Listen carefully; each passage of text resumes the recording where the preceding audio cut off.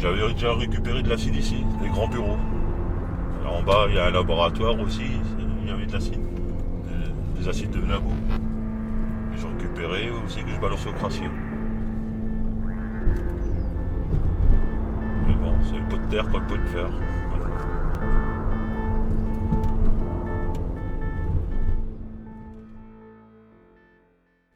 Sa vidéo a été vue des millions de fois sur Internet, mais elle n'a pas changé sa situation, bien au contraire.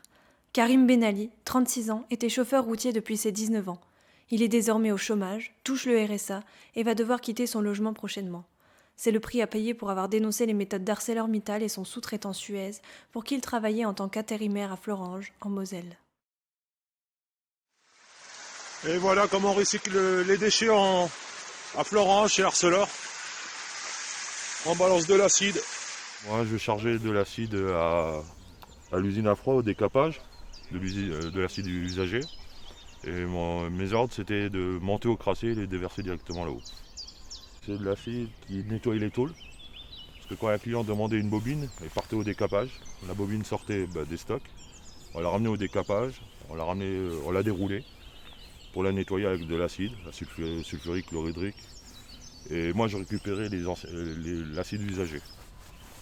Et normalement, l'acide là, il devait être recyclé, mais ça n'a pas été fait. Mais plutôt que d'aller à Amnéville au centre de dépollution Cédilor, appartenant à Veolia, Karim déversait 1 à 2 fois par jour le contenu de sa citerne en haut du crassier de Marspiche, soit 28 mètres cubes d'acide souillé. Il a fait ça pendant 3 semaines en décembre 2016. À lui seul, il aurait donc déversé des milliers de litres dans la nature. Pour quelles conséquences ? Il y a le bois de l'étoile à ma gauche. Ça, c'est le crassier en haut, là, en arrière-plan. Oui, il y a des animaux. Il y avait les marcassins, combien de marcassins j'ai vu par terre. Quand je revenais, il y avait toujours un gars qui ramassait les animaux morts.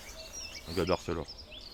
Il ne fallait pas montrer. Même parfois, j'étais maintenu par terre. Je la laissais sur le crassier. On venait la récupérer.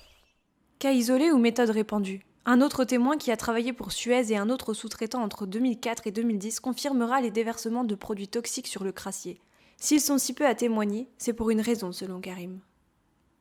C'est la peur, parce que c'est des emplois précaires. On prend des gens qui ont des situations un peu difficiles ou des personnes issues de l'immigration qui ont des familles au bled. Et voilà, on profite d'eux. C'est pas les gens là qui vont dénoncer un fait écologique. Révélation plus inquiétante, il n'y a pas qu'au crassier de Marspiche que Karim déversait de l'acide. Là on se trouve à l'arrière du crassier, en zone publique, où il y a la chandelle, avec la flamme, à cette pied-là, j'ai déversé 6 mètres cubes d'acide pur dans une vis sans fin qui récupère la flotte au sol pour balancer dans un cours d'eau. Et là, c'est là où j'ai inhalé le plus de gaz, c'est une réaction chimique entre l'eau et l'acide, et c'est là où j'ai inhalé le plus de gaz. Lorsque les quantités d'acide étaient trop importantes, s'en débarrassait-on à la coquerie quand bien même la vis sans fin se déverse dans une rivière ? C'est en tout cas ce que Karim affirme avoir fait, rien qu'une fois cependant. Une opération qui a duré 3 quarts d'heure, à peine, mais qui aura des conséquences terribles. J'ai craché mes poumons là-dedans. Je me trouvais dans un nuage blanc d'acide. J'ai inhalé, j'ai morflé. Dans ma tête, si je pensais à lâcher le tuyau, je prenais le tuyau en pleine poire. Avec la pression qui sortait dedans, ouais. C'est à longueur de journée, les larmes de sang transparentes avec des gouttes de sang aux yeux qui sortaient, les yeux en permanence rouges, saigner du nez parfois en fin de poste, voilà. C'était ça mon quotidien. Depuis décembre 2016, Karim n'a toujours pas retrouvé le goût, ni l'odorat. Karim n'a pas non plus retrouvé de travail. Après s'être filmé en train de déverser de l'acide, il se rend à la caserne de pompiers de Romba. Malheureusement, il se confie au seul pompier qui travaille à ArcelorMittal. L'affaire remonte très vite aux oreilles de ses supérieurs qui le déplacent sur un autre site sidérurgique, le temps pour eux d'essayer d'obtenir des aveux de Karim. Jusqu'à février 2017 où il est blacklisté.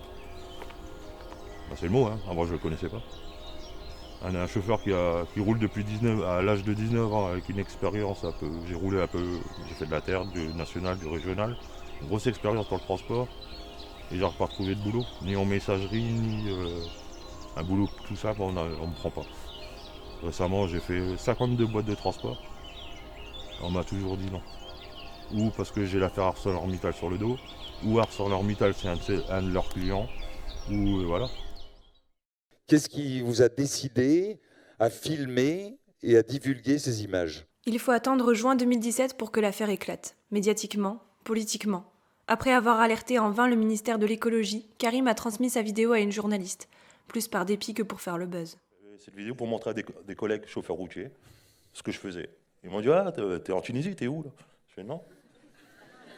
Je suis à côté de la maison, je suis à Florange. » Karim sort de l'anonymat. On pourrait le croire protégé par cette visibilité, et pourtant...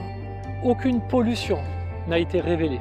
Si les plus hautes sphères d'ArcelorMittal ont été obligées de réagir, d'enquêter et de démentir les accusations de déversement d'acide à cause de lui, Karim s'est également attiré les foudres du géant mondial de l'acier, une multinationale cotée au CAC 40.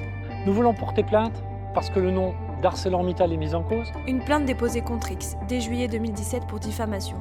La communauté d'agglomération du Val de Fensch rétorque immédiatement par une plainte contre X également, sur la base d'une infraction aux dispositions législatives relatives à la protection de la nature et de l'environnement.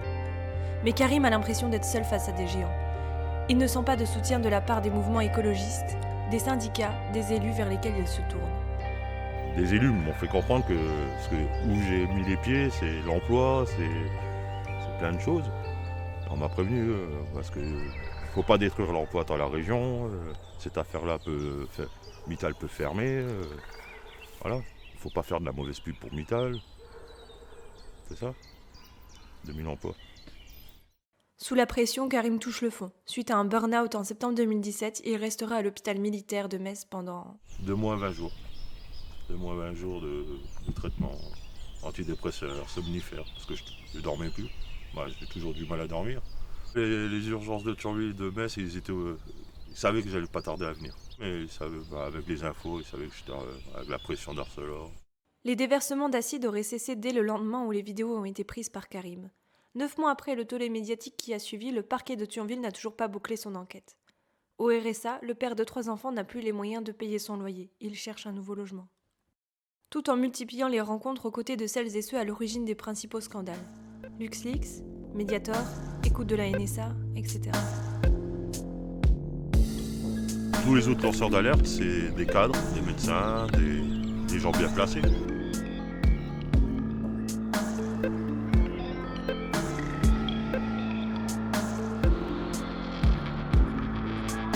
Je suis le premier lanceur d'alerte ouvrier en France et peut-être en Europe.